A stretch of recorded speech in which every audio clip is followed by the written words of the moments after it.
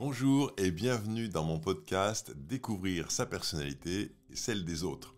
Ce podcast est dédié à la compréhension des types de personnalités qui expliquent bon nombre de comportements que nous avons au quotidien, qui ont un impact fort sur nos choix, sur nos décisions, mais dont nous ignorons bien souvent l'existence. Je suis Franck Julien, créateur du modèle de personnalité Comme Colors, et dans ce podcast, je vais présenter le fonctionnement des 6 types de personnalités Comme Colors, aussi bien dans la sphère privée que professionnelle. On parlera donc des relations avec nos enfants, notre conjoint, notre famille, mais aussi avec notre manager, nos collaborateurs si on en a, ou nos collègues. Les comportements liés au type de personnalité sont présents tout au long de la journée et cela peut être un vrai plus de les connaître, de les reconnaître pour avoir des relations plus sereines.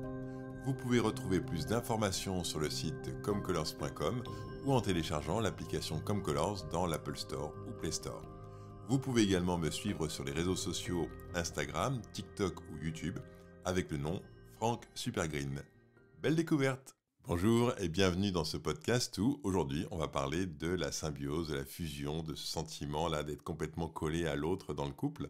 C'est un peu le dernier épisode de la série qu'on a commencé sur le couple. Et cette idée de podcast est venue parce que j'ai vu un extrait d'interview sur TikTok. Vous savez que sur TikTok, on a plein de contenus qui arrivent et je ne me rappelle plus du nom de la personne qui est interviewée, ni de l'émission d'ailleurs. Mais j'ai été vraiment choqué par ce que cette personne a dit. Et il disait en fait, le couple réduit les interactions sociales. Et moi, quand il a dit ça, je me suis dit, mais de quoi il parle ? Et j'avais jamais entendu ça auparavant. J'avais jamais entendu dire ça par quelqu'un. Le couple réduit les interactions sociales. Et en fait, ça m'a interpellé. Et j'ai commencé à regarder autour de moi en me disant, mais est-ce que c'est vrai ça ? Et puis, en regardant, je me suis dit, mais oui, c'est vrai, j'observe ça. J'observe qu'en fait, les gens comment dire, c'est pas qu'ils se rabougrissent, mais ils se mettent à fonctionner tellement en couple que finalement, les autres autour deviennent des interactions plus simples, plus légères, mais ne sont plus vraiment pris en compte.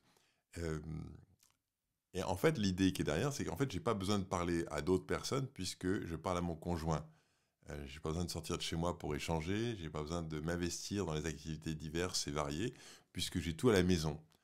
Et du coup, je me suis dit, tiens, ça c'est un bon thème qu'on pourrait aborder parce que autant je suis passionné par le couple et la vie de couple, autant je trouve que c'est quand même intéressant de voir que le couple peut aussi avoir des mauvais côtés. Et donc là, on va parler de ce mauvais côté.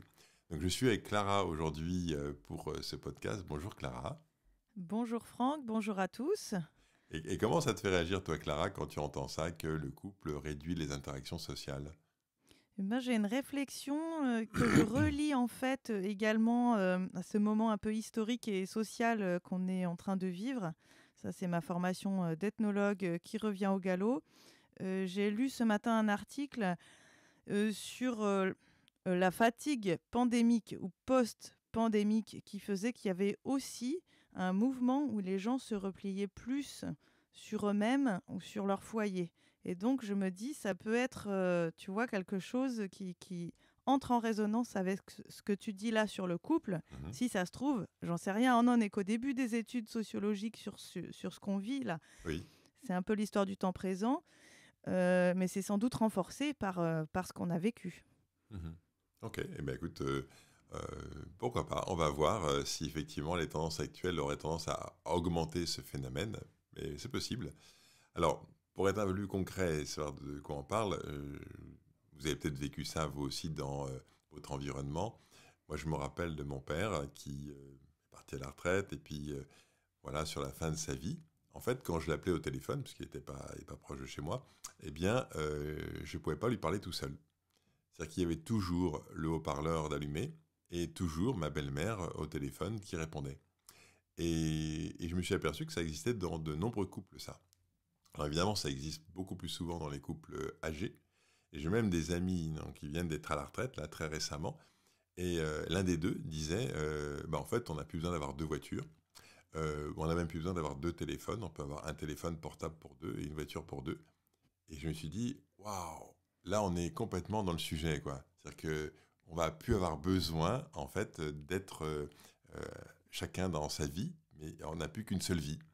Et en fait, c'est vraiment le sentiment d'avoir en fait plus deux individus, mais une identité unique, qui sont constituées de deux personnes qui se sont fondues l'une dans l'autre. Oui, Clara? Oui, oui, effectivement, l'exemple que tu donnes est frappant. Sur la voiture, comme c'est une question de mobilité, on pourrait se dire, bon, bah, peut-être qu'ils habitent en ville et que, enfin, on n'est pas forcément obligé d'avoir de voiture, sauf à la campagne. Mais sur le téléphone, on est sur la communication. Et là, je veux dire, dans l'époque actuelle, à moins de vraiment être militant, anti-téléphone portable, etc., ce qui ne doit pas être le cas de ses amis, tu fais vraiment un seul canal de communication quand tu fais ça, hein. Donc là, c'est effectivement marquant comme exemple. C'est ça, c'est ça. C'est-à-dire que l'identité de chaque personne a disparu et pour être remplacée par une sorte d'identité unique. Euh, et d'ailleurs, alors là, je vais reprendre, là, c'est pas mes amis, mais je connais des personnes où en fait, tu poses la question à l'un et c'est l'autre qui te répond. Tu vois, tu sais plus, voilà. Et d'ailleurs, si vous regardez bien, ces personnes font tout ensemble. Elles vont faire les courses ensemble, elles vont chez le médecin ensemble, elles rencontrent des amis ensemble. Il n'y a plus un ami à soi, c'est un ami de couple. Et chez les médecins, alors ça c'est typique, je ne sais pas si vous avez déjà vu ça, où en fait le médecin se met à parler à l'un et c'est l'autre qui répond, quoi. Qui explique la maladie de l'autre. Voilà. Et donc c'est ça l'idée du sujet d'aujourd'hui, c'est cette symbiose, cette fusion qui dans le couple. Alors, quand on parle de symbiose, de quoi on parle? La symbiose, pour faire simple, hein, c'est deux organismes qui sont en interdépendance l'une avec l'autre, souvent pour le bien des deux, mais pas toujours, hein. Vous pouvez avoir comment dire, une symbiose qui soit, par exemple, une plante qui ne peut vivre que si elle est associée à l'autre. Je disais, par exemple, qu'il existe certaines formes d'acacia qui ne peut pas se développer s'il n'y a pas des fourmis. Donc il y a tout un réseau de tubes à l'intérieur de l'arbre pour que les fourmis puissent s'installer à l'intérieur. Euh, et puis parce que l'arbre produit un certain nectar qui est consommé par les fourmis, mais en contrepartie, les fourmis vont attaquer toutes les bêtes et les parasites, qu'ils soient végétaux ou d'insectes, qui pourraient nuire à l'arbre. Donc en fait, il y a une sorte d'osmose comme ça, de symbiose. Voilà. On retrouve ça également avec un bébé qui arrive au monde et qui est complètement dépendant de la maman. Il y a une forme de symbiose qui s'installe, mais le bébé dépend de la mère et c'est une symbiose absolument normale, nécessaire. Enfin, voilà, donc c'est pas négatif la symbiose, c'est vraiment quelque chose qui peut très très bien fonctionner. Euh, la seule chose, c'est qu'on va voir que des fois, bah, c'est pas forcément positif. Alors, si on prend une symbiose saine, qu'est-ce que c'est? Dans un couple, hein, je sais pas, Clara, on va peut-être en parler, mais par exemple, tu peux avoir quelqu'un dans le couple l'un des deux qui aime bricoler et pas l'autre. Et puis tu peux avoir un qui aime cuisiner et pas l'autre. Et, euh, et bah donc du coup, il va y avoir une sorte de je prends ça en charge et l'autre prend ça en charge. Mais si c'est nécessaire, celui qui n'aime pas bricoler sera capable de relever ses manches pour changer une roue de secours ou pour réparer une fuite d'eau. Et puis, bah, si l'autre n'est pas là, bah, il y a la cuisine à faire, bah, il va faire la cuisine, quoi. C'est pas ce qu'il aime, mais il est capable de le faire. Donc on est dans une dépendance ou une symbiose saine, dans le sens où il n'y a pas une exclusivité. Là où ça commence à devenir un peu plus compliqué, c'est quand justement on n'a pas ce phénomène. C'est-à-dire que vous avez celui qui fait la cuisine habituellement qui n'est pas là, et l'autre ne se fait plus à manger. Et c'est pareil, si l'autre n'est pas là, bah, la roue de secours elle n'est pas changée, et la voiture ne roule plus, et puis tout s'arrête. Et il y a une sorte de bah, je peux pas faire. Je peux pas faire, je peux pas. Alors qu'on est d'accord, tout le monde est capable de changer une roue de secours ou tout le monde peut cuisiner. Je veux dire, à moins d'avoir un problème physique qui empêcherait, par exemple, pas avoir assez de force, hein, pour tourner la roue de secours, ce qui peut arriver. Mais à part ça, je veux dire, changer une roue de secours, c'est le truc, c'est dans le manuel, il y a un guide, il suffit de suivre le truc, voilà, c'est pas compliqué. Mais quand on est dans une symbiose, une sorte de dépendance affective, on se croit plus capable. On a le sentiment que c'est pas possible. Euh, c'est ça, on se dit, bah, s'il n'est pas là, ou si elle n'est pas là, je peux pas. Ça te parle, toi, Clara, ce que je raconte là? Oui, exactement, cette histoire de la cuisine. On est en 2023. Je suis encore vraiment étonnée quand j'ai certaines de mes amies qui me disent, je sais pas, on est en répétition le soir de musique ou autre. Il faut que j'envoie un message à mon mari parce qu'il va pas savoir quoi se faire à cuisiner. C'est-à-dire qu'il peut, il sait faire la cuisine, mais il sait pas organiser le repas avec les enfants, quoi. Je trouve ça quand même très étonnant. Alors après, moi qui ne suis pas du tout bricoleuse, j'avais fait une liste de tout ce que je ne savais pas faire sans mon mari, tu vois, pour me, Mhm. me motiver à l'apprendre.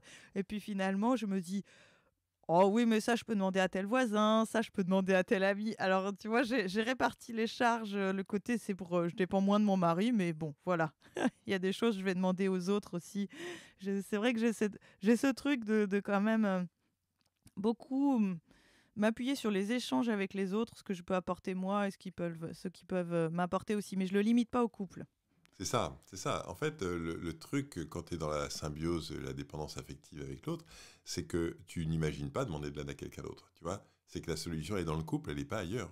Là, c'est vraiment quelque chose, tu vois, un peu enfermant, quoi.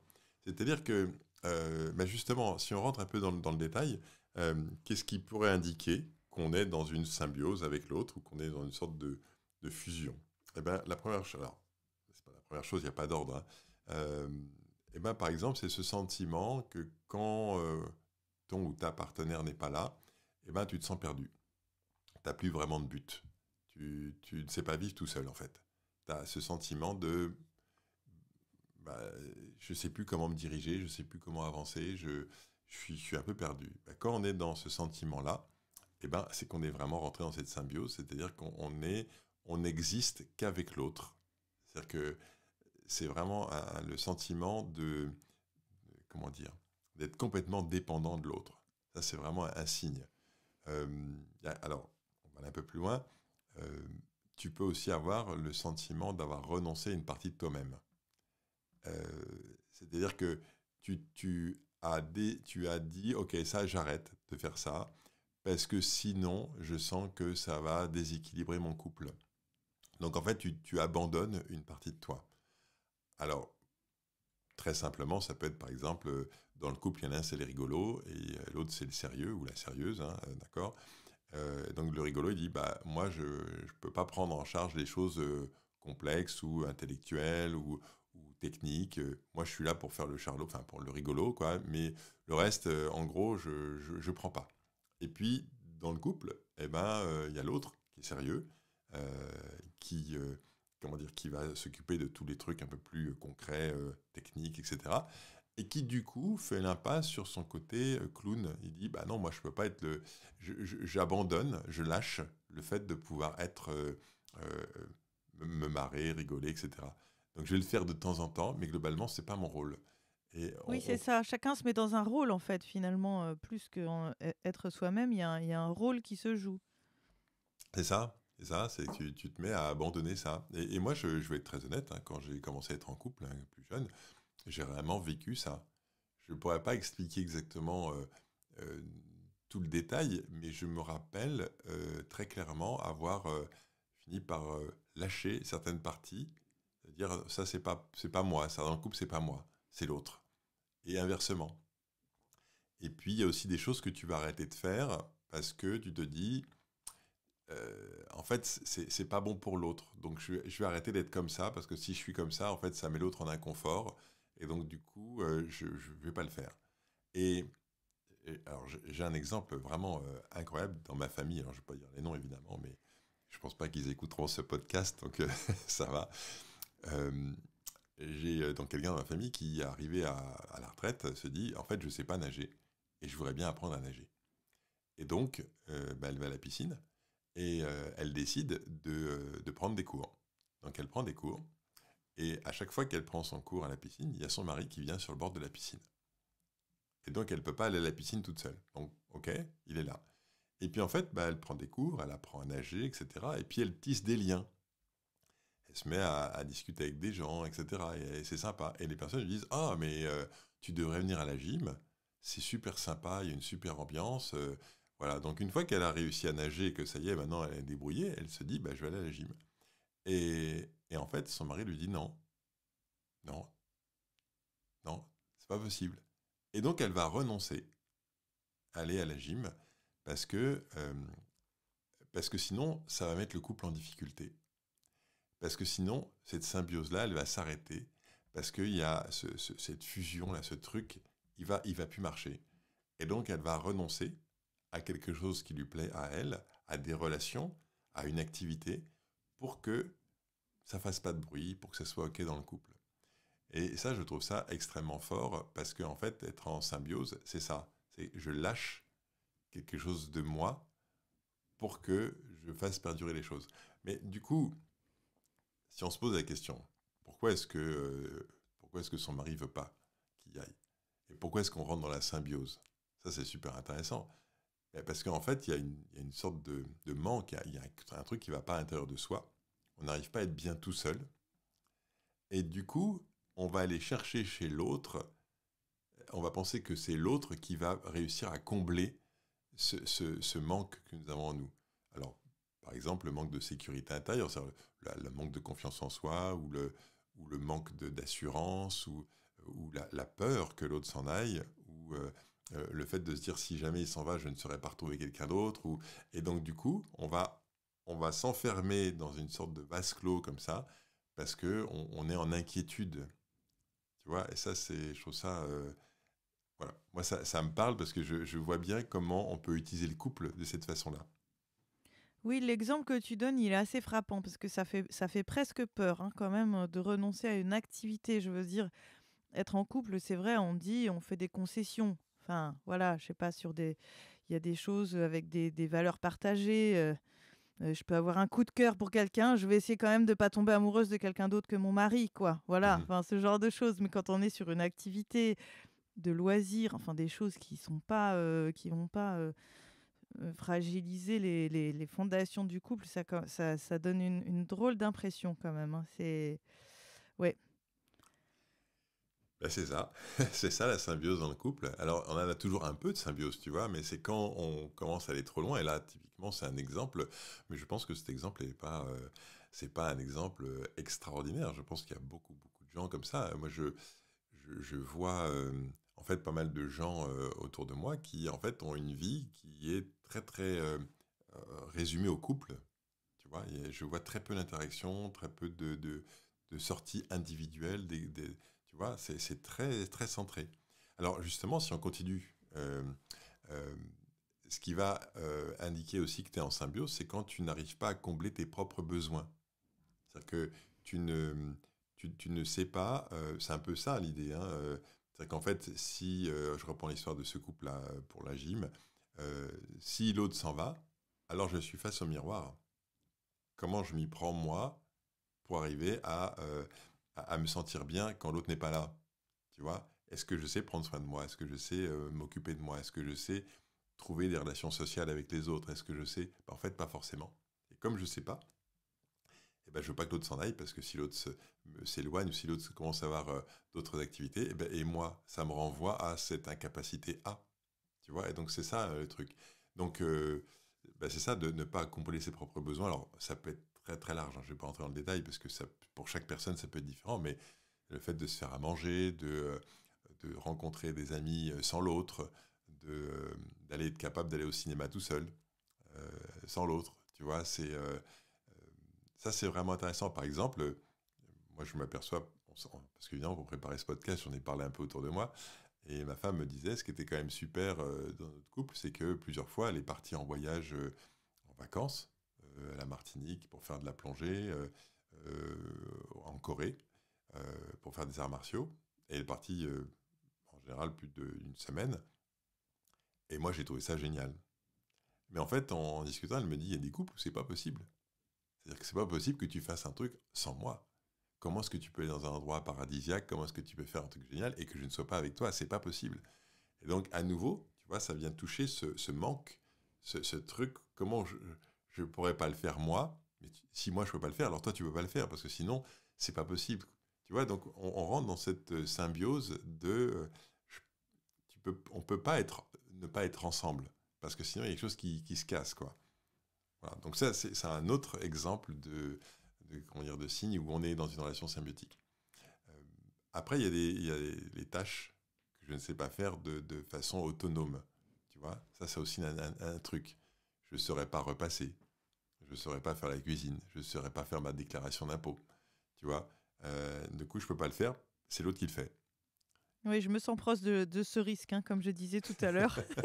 Tout le reste non, mais ça, oui, j'avoue Ah, tu que dis là, sur ce coup-là, oui. j'ai tendance à me reposer sur lui pour un peu, pas mal de choses qui me passionnent pas, hein, voilà, je pense que ça, c'est mon type jaune qui parle, hein. Si je m'amuse pas, oulala, quoi. Oui, c'est Enfin, ça. Mais la question, c'est est-ce que tu ne saurais pas le faire du tout ou est-ce que tu n'as pas envie de le faire parce que ça te gonfle? Tu vois, ce qui est bah, pas à la même force de chose. pas le faire, quand même, au bout d'un moment, nous, on a 10 ans de mariage, hein, on Mhm. commence à compter, même si c'est peu, bah, au bout d'un moment, quand tu fais plus les choses, tu désapprends, hein. Donc voilà, mais bon, non. En faisant des efforts, en faisant des efforts, je pourrais le faire. Mais comme tu dis, bon, je confierai pas les impôts à mon voisin, mais pour tout ce qui est réparation et tout, voilà, je sais, j'identifie dans ma tête d'autres ressources sociales pour m'appuyer, pour m'aider à faire ces choses que je sais pas faire toute seule. Oui, bah donc tu vois, donc t'es pas en dépendance complète. Enfin, après, on l'est toujours un peu. Hein. Faut pas se raconter l'histoire. On va pas se dire, moi, ça me concerne pas la symbiose dans le couple. Moi, ça me concerne pas du tout. Bien sûr qu'on est tous un peu dans ce truc-là. Après, c'est la fréquence. Tu vois, c'est la fréquence. Est-ce que toute ta vie est dans cette symbiose ou est-ce que c'est de temps en temps? Donc voilà, il faut pas non plus. Tu vois, je pense qu'il ne faut pas être non plus se dire il faut absolument pas de symbiose, il faut absolument pas. Ça, voilà, c'est pas ça la question. La question, c'est quand ça prend toute la place, quoi. Alors, je termine avec une dernière chose qui est très intéressante, ce qu'on appelle, le terme est un peu bizarre, c'est ce qu'on appelle les invitations symbiotiques. Est-ce que tu fonctionnes avec des invitations symbiotiques? Alors, on le fait tous, hein. Par exemple, oh, il fait froid. Et tu t'attends à ce que l'autre dise tu veux que je monte un peu le chauffage? Tu veux que je ferme la fenêtre? Mais tu n'as fait aucune demande. Tu vois, tu pourrais dire est-ce que tu viens fermer la fenêtre parce que j'ai froid? Ça, c'est une demande claire. Mais j'ai froid, ça ne dit pas. Tu vois, et donc ça, on le fait tous. Mais vraiment, j'ai faim. J'ai faim, ça ne veut pas dire est-ce que tu vas me faire à manger? Ça veut dire j'ai faim. Mais tu peux le lancer de manière à dire à l'autre quand est-ce qu'on mange ou quand est-ce que tu fais à manger. Tu vois, et donc ça, c'est ce qu'on appelle des invitations symbiotiques. Alors évidemment, on en fait tous. Là, franchement, celui qui ne fait pas ça au moins une fois dans la journée, il est fort. Mais la question, c'est, est-ce que tu fais tout le temps? Il y a des personnes qui sont beaucoup, beaucoup, beaucoup dans ce schéma de fonctionner avec l'autre dans ces invitations symbiotiques. C'est-à-dire qu'il n'y a plus aucune demande. C'est que voilà, tu dois deviner que quand je dis ça, alors j'ai besoin de ça. Et tu vois, donc c'est un peu ce sentiment de c'est à toi de combler ce qui me manque. Et je ne vais pas le dire de façon explicite, c'est toi qui dois le comprendre de façon implicite. Oui, effectivement, nous, on avait un truc qui était proche. C'était ah, il faudrait qu'on fasse une tisane, tu vois. Il y avait une demande, mais c'était pas le on C'est qui qui? était le on qui allait se lever faire la tisane, quoi. Enfin, c'est un exemple un peu. C'est ça? Voilà, c'est ça. Et en fait, ça fait quand même partie des choses dans ma quête de l'équilibre, formuler clairement mes besoins et mes attentes et pas attendre que l'autre devine. Ça, c'est quelque chose. Enfin, j'ai quand même quelques années de pratique, même si effectivement le ce truc naturel peut revenir au galop. Mais ouais, non, je sais que je fais attention à ça parce que dans la communication, c'est hyper important. Mais oui, oui. En fait, on doit apprendre. En fait, alors, on va pas, enfin, on va pas. Si, on va quand même faire un petit tour là-dessus. C'est évidemment, on a vu nos parents faire. Et quand on voit nos parents communiquer, en gros, ça devient une sorte de modèle. Donc en fait, une fois qu'on se retrouve en couple, de façon très inconsciente, on se met à fonctionner un peu comme eux. Donc si nos parents faisaient des attentes symbiotiques, c'est-à-dire, voilà, on ne formule pas, mais l'autre doit deviner, et qu'on a vu ça toute sa vie, bah, une fois qu'on est en couple, on parle comme ça. C'est pas qu'on est... euh, c'est pas que ça va pas, c'est qu'on connaît ce schéma-là, donc on reproduit ce schéma-là. Voilà, c'est aussi simple que ça. Mais c'est vrai que si on veut sortir de cette symbiose, si on veut sortir de ce rapport où en fait on attend que l'autre fasse ce qui est bon pour nous sans qu'on ait besoin de lui demander. Ce qui est un peu d'ailleurs ce que fait une maman avec son enfant. Hein. Enfin, on l'apprend très jeune, ça, que en fait, notre mère va nous donner ce dont nous avons besoin parce que on n'est pas capable. Et puis en fait, ça va durer comme ça. Et puis on peut se retrouver en couple et puis reproduire avec le conjoint ce phénomène de j'attends que tu me donnes ce dont j'ai besoin sans que j'ai besoin de le demander. Enfin, c'est tellement normal, je comprends même pas que tu le comprennes pas, quoi. Tu vois, c'est ça qui est derrière. Donc voilà, voilà, moi je trouvais ça intéressant de faire un peu cet éclairage sur la symbiose, maintenant qu'on avait fait toute cette série de vidéos sur le couple. Et en fait, moi je trouve que, allez, pas pour résumer, pour revenir si on prend un peu de hauteur par rapport au sujet, vraiment la symbiose, c'est là en fait pour combler une sorte d'insécurité intérieure. Tu vois, plutôt que de développer ce qui me manque, j'utilise l'autre pour le combler. Je me sens pas suffisamment complet et plutôt que de me développer, de trouver comment être bien tout seul, je cherche l'autre qui va m'apporter cette complétude ou qui va apporter qui va combler ce que moi je sais pas, je n'ai pas trouvé en moi, quoi. Et évidemment, si vous avez commencé à faire un peu de développement personnel, vous savez que la réponse, elle est jamais chez l'autre. C'est ce que tu es en train de dire, Clara, quand tu dis, ouais, j'apprends, j'essaie de sortir de ça, mais moi, c'est pareil, je l'ai appris. Comment faire pour ne pas tomber là-dedans? Ça s'apprend, parce que si on n'est pas né dans une famille où les demandes sont claires, où on apprend à formuler ce dont on a besoin, et on est capable de dire qu'on est frustré, mais qu'on ne fait pas porter la charge sur l'autre, si on a vu ça dans son enfance, évidemment, ça paraît tout simple. Mais quand on ne l'a pas vu, c'est quand même quelque chose qu'on doit un peu apprendre. Donc, en fait, un couple, c'est quand même deux individus complètement autonomes qui fonctionnent de façon indépendante. Et en fait, le couple, c'est une troisième dimension qui apporte une sorte de cerise sur le gâteau, quoi. Alors là, je vous parle de cette idée de on avance ensemble, mais pas parce que on est dépendant l'un de l'autre et parce qu'on essaie de combler avec l'autre ce qui nous manque à l'intérieur, mais parce qu'on est chacun en capacité de mener notre vie. Et le vivre en couple, c'est le truc super qui vient être en plus. C'est vraiment le truc qui rajoute ce truc génial de partager des moments, de vivre ces moments forts, quoi, avec l'autre. Je ne sais pas si ça te parle, ce que je te partage là, parce que là, je te donne ma vision, mais ça te fait écho pour toi, Clara? Alors moi, c'est un petit peu particulier parce que j'ai fait ce travail-là tout en étant quasi continuellement en couple. Je dirais depuis mes 14 ans, j'ai dû être 6 mois célibataire dans ma vie. Donc tu vois que j'avais vraiment une forte dépendance affective et dans cet ensemble de relations, pas que des relations équilibrées. Donc j'ai fait ce chemin-là tout en étant en relation, quoi. Donc effectivement, c'est pas quelque chose qui se fait nécessairement à part. Il faut être seul et puis travailler sur soi et puis après rencontrer quelqu'un. Non, ça peut se faire aussi. Enfin, cette démarche est indispensable, mais elle peut se faire aussi au sein d'une relation. Elle doit se faire au sein d'une relation, parce qu'en fait, dès qu'on est seul, tout ça, ça disparaît. Moi, j'ai vu ma mère avoir, voilà, une fois que mes parents sont séparés, avoir différentes non pas aventures, mais relations durables avec des personnes.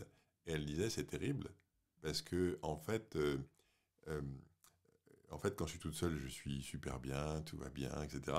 Et dès que je me mets en couple, immédiatement, il y a ce schéma qui se met en route, et c'est très très difficile de ne pas retomber dedans.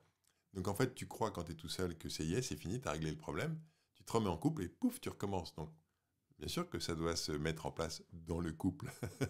Parce que tout seul, ça va très bien. Tu vois, je pense que c'est vraiment ça. Donc, c'est pas. Je pense que le fait de vivre. Alors, peut-être que si tu vis des périodes tout seul plusieurs fois, ça te permet de te recentrer. Et donc, du coup, de revenir dans le couple en ayant plus de conscience de ce que tu as envie pour toi et uniquement pour toi, peut-être. Mais de toute façon, c'est quand même quelque chose qui doit, pour moi, se construire avec l'autre, quoi. Parce qu'en fait, le couple ne compensera jamais ce qui nous manquait quand on était enfant ou ce qui nous manque encore aujourd'hui, parce que ça continuera forcément de nous manquer. Donc c'est à nous de nous occuper de ce qui nous manque. Tu vois, le truc qui est un peu... ce qu'on va chercher chez l'autre, en fait, il faut réussir à le combler chez soi, parce que l'autre ne pourra jamais En fait, il y arrive à certains moments, puis il y a d'autres moments, il n'y arrive pas. Et c'est pas possible. On ne peut pas demander ça à l'autre. Donc, c'est à soi de trouver ce ressort. Donc, pour moi, le couple, j'adore. Moi, je suis fan du couple. On en parlait juste avant de démarrer. Clara, je crois qu'on partage la même chose. Vraiment très, très fan du couple. Mais vraiment, le couple, quand il est complémentaire. C'est-à-dire euh, qu'on n'est pas amené à devoir laisser une partie de nous-mêmes pour vivre avec l'autre. Pas quand c'est l'autre qui doit combler nos besoins et pas quand ça m'empêche d'être autonome. Voilà, donc c'est vraiment pour moi la clé. La complémentarité, c'est vraiment s'enrichir de l'autre. Donc ça rejoint vraiment tout ce qu'on a dit dans les podcasts précédents sur le couple, où en fait on n'est pas pareil et on peut apprendre de l'autre, on peut grandir avec l'autre, et puis on peut dire, bon, bah ça, j'aime pas ça, si toi tu aimes ça, bah, c'est génial. Mais quand aucun des deux n'aime bien, faut qu'on trouve une solution, c'est chacun son tour, ou, voilà, ça se négocie, mais c'est pas, tu le fais parce que, voilà, moi, c'est pas mon... J'attends que tu le fasses pour moi, voilà. Quand on rentre là-dedans, on rentre dans cette symbiose. Ok pour toi, Clara, ça te... Oui, j'ai une petite question subsidiaire. Tu parles de symbiose et pas de fusion. C'est parce que souvent on dit un couple fusionnel. Finalement, ça revient au même. Ben, en fait, j'ai cherché un peu pour me dire est-ce que oui, ça revient à peu près au même. J'ai essayé de tout voir la différence entre les deux et finalement, je m'aperçois que ça revient à peu près au même. C'est-à-dire que la fusion, c'est je mets de côté une partie de moi que tu viens compenser et inversement. Et donc, en fait, on est dans ce schéma de voilà, j'attends que tu vois, j'oublie une partie de moi. En fait, ça revient à peu près au même. C'est dit autrement. Alors, la fusion, c'est plus un langage d'amour, tu vois, voilà, on a l'impression qu'on en fusionne, qu'on est super amoureux. En fait, quand on fait ça, on est en train de partir dans la symbiose à fond, quoi. Donc voilà, donc non, c'est pas forcément mieux de fusionner, mais ça revient à peu près. Alors peut-être que les spécialistes vont me dire non, il y a une différence entre symbiose et fusion. Moi, je trouve quand même qu'on est dans ce schéma de j'oublie une partie de moi pour être avec toi, quoi. Voilà, bah écoute, on va s'arrêter là. Merci beaucoup d'avoir suivi ce podcast. J'espère que le sujet vous a plu. En tout cas, moi, j'ai adoré. Je sais pas si ça s'est entendu, mais et puis j'ai senti, Clara, que toi aussi, c'était un sujet qui te parlait bien. Donc, Bah, l'amour, c'est passionnant. ben oui, ben oui. Absolument. Et donc, du coup, je vous dis pas ce qu'on fera lors du prochain épisode, puisque là, on vient de clôturer cette série sur le couple. Peut-être qu'on reviendra dans d'autres épisodes sur le couple, mais là, cette fois-ci, on s'arrête. Et donc, la semaine prochaine, ça sera la surprise. Merci beaucoup, Clara, d'avoir été avec moi aujourd'hui. Et Merci Franck, merci à tous pour votre écoute. voilà, et on se donne rendez-vous la semaine prochaine. D'ici là, portez-vous bien.